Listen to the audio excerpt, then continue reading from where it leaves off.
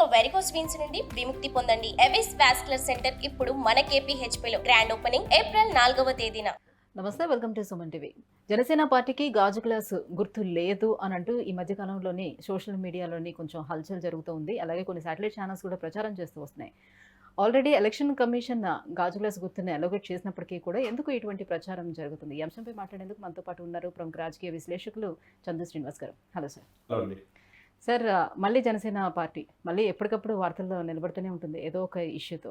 So ఇప్పుడు గాజు glass గుర్తు అసలు జనసేన పార్టీకి లేదు అంటే ఒక ప్రచారం జరుగుతుంది. ఎందుకు ఇలా చేస్తున్నారు? ఎందుకు ప్రజల్లో ఈ అభద్రతా భావాన్ని కలుగ చేస్తున్నారు జన సైనికుల్లో? అధికార పార్టీకి కొద్దిగా ఒక రకంగా పవన్ కళ్యాణ్ గారు అతని స్పీచెస్ కావచ్చు, అతని ఇది కావచ్చు, ఆయన కంట్రోల్ చేయడానికి కావచ్చు, కేడర్లో అయోమయం గురి చేయడానికి కావచ్చు. మొదటి నుంచి కూడా మన తెలంగాణ ఎలక్షన్లో కూడా చూసాం, గుర్తు లేదు గాజు గ్లాస్తో ఎలా వెళ్తారన్నారు. ఇక్కడ ఆల్రెడీ అదే గ్లాస్ గుర్తుతో పోటీ చేశారు. ఇకపోతే ఆంధ్రప్రదేశ్ ఎలక్షన్స్ జనవరి 24నే వీళ్ళకి కామన్ సింబల్ ఇచ్చేసి ఎలక్షన్ కమిషన్ నోటిఫై చేసిందని సెంట్రల్ ఎలక్షన్ కమిషన్ ఇప్పుడు నోటిఫికేషన్ మళ్ళీ చేశారు ఆంధ్రప్రదేశ్ ఎలక్షన్ కమిషన్. అంటే గాజు గ్లాస్ గుర్తు జనసేనకు ఉన్నదనే కదా. లేదు అని చెప్పేసి కొంతమంది వాళ్ళకేదో వాళ్ళ కొద్దిగా మిడిమిడి నాలెడ్జ్తో వాళ్ళకు వచ్చిన సమాచారంతో ఇది చేయటం అనేది ఎలక్షన్ కమిషన్ రూల్స్ని అతిక్రమించినట్టే. ఒక రకంగా వాళ్ళు రేపు ఏదైనా కేసులు పెట్టారు అనుకోండి, పార్టీ వాళ్ళు కూడా దాన్ని శిక్ష పడే అవకాశం ఉంటుంది.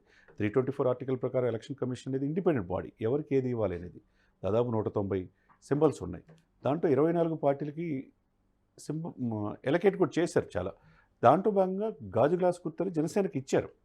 ఇస్తే ఇప్పుడు లేదు అని చెప్పాను ఎట్లా? అది రావట్లేదు. ఏ పార్టీ దేని టీడీపీ తరపున పోటీ చేస్తాడా, అసలు గుర్తే లేదు, మీరు ఎలా గెలుస్తారనేది అలా చేయటం అనేది కరెక్ట్ కాదు. యాజ్ ఎ రూల్ ప్రకారం ఎలక్షన్ కమిషన్ ఉంటుంది, సిస్టమ్ ఉంటుంది, దానికి ఎవరికి ఏ గుర్తు ఇవ్వాలి, ఎవరు పోటీ చేయాలనేది. ఇవ్వకుండా వాళ్ళు ఆ గుర్తుతోటి ఎట్లా ప్రచారంలోకి కూడా వెళ్తున్నారు, వెళ్ళలేరు కదా. ఆ పాయింట్ ఆఫ్ వ్యూ వాళ్ళు ఆలోచించుకోవాలి. ఎందుకంటే ఎలక్షన్ కమిషన్ అనేది ఇప్పుడు పవర్స్ అన్ని ఎవరి చేతులు ఉన్నాయి? ఇప్పుడు ముఖ్యమంత్రి అయినా, లేకపోతే అధికార కలెక్టర్లు అయినా, మిగతా యంత్రాంగం అయినా, అన్ని రకాల పవర్స్ ఉన్న వాళ్ళందరూ కూడా ఎలక్షన్ కమిషన్ కింద రావాల్సిందే. నిన్నగాక మొన్న 4 ఎస్పీలని 3 కలెక్టర్లు మార్చారు. ఎవరైతే ఆరోపణలు ఎదుర్కొని అధికార పార్టీకి తొత్తుగా వ్యవహరిస్తున్నారనేది ప్రతిపక్షాలు ఆరోపించి, అది ఆరోపణలు రుజువైతే కనుక డెఫినెట్గా వాళ్ళు మార్చి ఎలక్షన్ డ్యూటీకి దూరంగా పెట్టే అవకాశం ఉంది. అదేవిధంగా లూప్ లైన్లో ఉన్న ఆఫీసర్స్ అందరిని కూడా తీసుకొచ్చి ఎలక్షన్ వాళ్ళ కెరీర్లో ఎవరైతే సమర్థవంతమైన పార్టీకి కానీ ఎవరికి ప్రలోభాలకు లొంగని వ్యక్తులు, నిజాయితీపరులైన ఆఫీసర్లని ఎలక్షన్ కమిషన్ అపాయింట్ చేస్తుంది.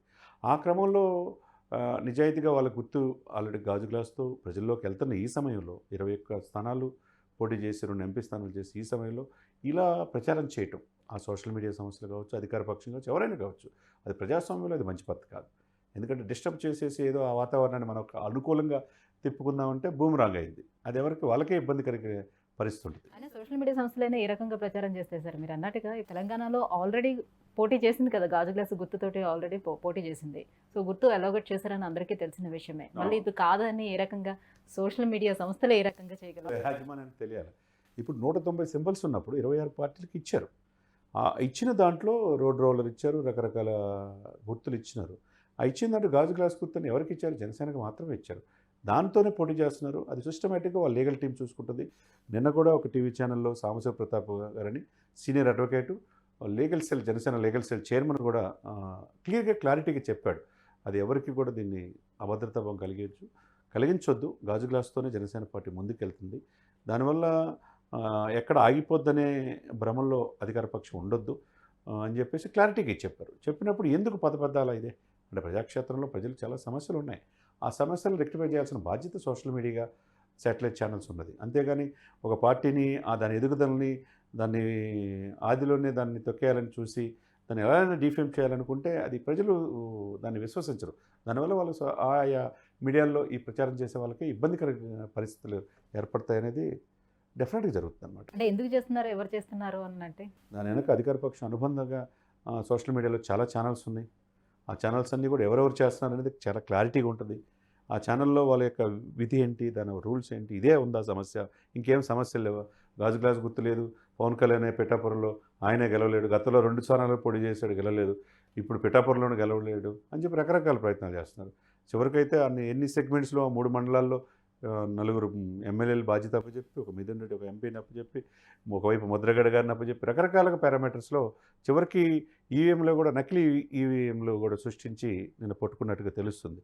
ఏదేమైనా కానీ ఇటువంటి వాతావరణం మంచి పద్ధతి కాదు. ఎలక్షన్ కమిషన్ వాళ్ళ రూల్ ప్రకారం వాళ్ళు వెళ్తారు కాబట్టి వాళ్ళు ఎవరికి ఏ గుర్తించాలో వాళ్ళు ఎలకేట్ చేస్తారు. ఆ గుర్తు ప్రకారం ఆ పార్టీలు ముందుకెళ్తాయి. అందరికన్నా తక్కువ స్థానాల్లో పోటీ చేస్తున్నటువంటి జనసేనపై ఎందుకు ఇంత రాజకీయ కుట్ర జరుగుతుంది? అనేక పార్టీలకి వాళ్ళ గుర్తులు కేటాయించినప్పుడు దాంట్లో భాగంగా గాజు గ్లాస్ గుర్తు జనసేనకి ఇచ్చినప్పుడు అది క్లారిటీగా అర్థమవుతుంది కదా. జీవో ఇచ్చారు కదా, నోటిఫై చేశారు కదా ఎలక్షన్ కమిషను. జనవరి 24న కేటాయించినప్పుడు ఎలక్షన్స్ నోటిఫికేషన్ అయిపోయింది. నెక్స్ట్ మంత్ 13th ఎలక్షన్ జరుగుతున్నాయి. జూన్ 4th రిజల్ట్ వస్తుంది. ఈ సమయంలో ఇటువంటి అయోమయ పరిస్థితులకి ప్రజల్లో గందరగోళ పరిస్థితులు తీసుకురావడం అనేది అది మంచి పద్ధతి కాదు. వాళ్ళకైనా రియలైజేషన్ అవ్వాలి. ప్రజాస్వామ్యంలో ఎవరైనా పోటీ చేయొచ్చు, ఏ సింబల్తోనే పోటీ చేయొచ్చు. అది గాజు గ్లాస్ అని చెప్పేసి గత ఎలక్షన్స్లోనూ ఉంది, తెలంగాణ ఎలక్షన్స్లో ఉంది. రేపు జరగబోయే నెక్స్ట్ మంత్ 13th జరగబోయే ఆంధ్రప్రదేశ్ ఎలక్షన్లో కూడా ఆ గ్లాస్తోనే ఎంపీ ఎమ్మెల్యేలు అభ్యర్థులు పోటీ చేయబోతున్నారు. ఇప్పుడు దానికోసం ఇంత అడాబుడి చేసేసి లేదు క్యాన్సిల్ అయిపోయింది, పవన్ కళ్యాణ్కి మరొక దెబ్బ, దీన్ని ఎవరు కాపాడలేరు, రకరకాలుగా పారామీటర్స్ వీళ్ళే హెడ్డింగ్లు పెట్టుకొని చేయటం అనేది అది ప్రజాక్షేత్ర పూర్తి ఎస్టేట్లు మంచిది కాదు. సోషల్ మీడియా అవ్వచ్చు, లేకపోతే శాటిలైట్ ఛానల్ అవ్వచ్చు, ఎవరైనా కానీ ఉన్నది ఉన్నట్టు వాస్తవాలకి దగ్గరగా లా ప్రకారం చట్టం దృష్టిలో ఎవరైనా సమానం. తప్పు చేస్తే వాళ్ళు ఎలక్షన్ కమిషన్ చూసుకుంటారు. మీరే మీ చేతుల్లోనే తీసుకొచ్చి మీరే ఏదో ఎలక్షన్ కమిషన్ లాగా మీరే నిర్ణేతలాగా మాట్లాడటం అనేది అది మంచి పద్ధతి కాదు. ప్రజలకు మనం అకౌంటబిలిటీ ఉండాలి. ప్రజలు ఏమనుకుంటున్నారో తెలియజేయాలి. కానీ ఇలాంటి ప్రచారాలని ఇకనైనా మానుకుంటే వాళ్ళకే మంచిది. లేకపోతే వాళ్ళ ప్రకారం ఆ పార్టీ కనుక లీగల్ నోటీసులు ఇచ్చి కేసు పెట్టారనుకోండి, ఇప్పుడు ఐపీసీ సెక్షన్స్ చాలా కఠినంగా ఉంటాయి ఎలక్షన్ టైంలో. మిత్రుల ప్రలోభాలు పెట్టడం, పార్టీ డీఫేమ్ చేయటం, సోషల్ మీడియాలో మార్ఫింగ్ చేయటం, ఇవన్నీ కూడా చాలా అంటే ఒక మీడియా సంస్థలకి ఆ మాత్రం ఎలక్షన్ కోడ్స్ తెలుసు కదా. మేము సపోర్ట్ చేస్తున్నాం కదని ఒక ఛానల్ కంటే ఒక ఛానల్ మించి మేమే దాంట్లో ఇచ్చాం బ్రేకింగ్ అని చెప్పి ఆ ఆనందంతో ఉంటారు. కానీ దాని వెనక రేపు జరగబోయే కాన్సిక్వెన్సెస్ ఏంటి ఎదుర్కోవాలనేది వాళ్ళు కూడా లీగల్ నోటీసులు ఇస్తే ఏం నెక్స్ట్ పరిస్థితి ఏంటి, అది కూడా వాళ్ళు ఆలోచించుకోవాలి. ఆ రూల్ ప్రకారం వెళ్ళాలి. వెళ్ళకపోతే ఇబ్బందులు ఎదుర్కోవాల్సిన పరిస్థితి కూడా ఉంటుంది. Thank you so much sir, ఈ అంశంపై ఒక క్లారిఫికేషన్ ఇచ్చినందుకు థ్యాంక్ యూ.